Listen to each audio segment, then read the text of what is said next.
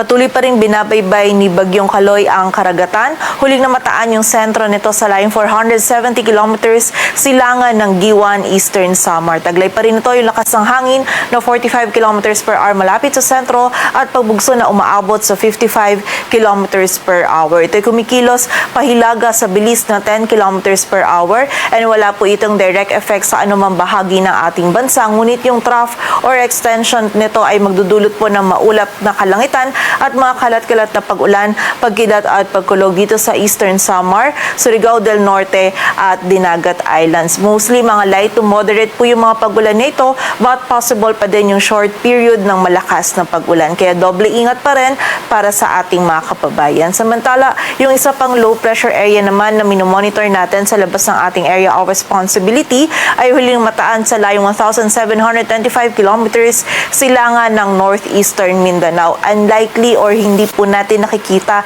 na magiging bagyo ito, hindi rin ito papasok sa loob ng PAR and wala po itong magiging epekto sa anumang bahagi ng ating bansa. Sa ngayon, easterlies pa rin po yung prevailing for most areas of the country, lalong-lalo na dito sa bahagi po ng Luzon. So except po dito sa may ilang areas ng Eastern Visayas at Caraga, ang mararanasan lang po natin ng mga pag-ulan ay yung mga isolated dala po ng easterlies at ng mga localized thunderstorms.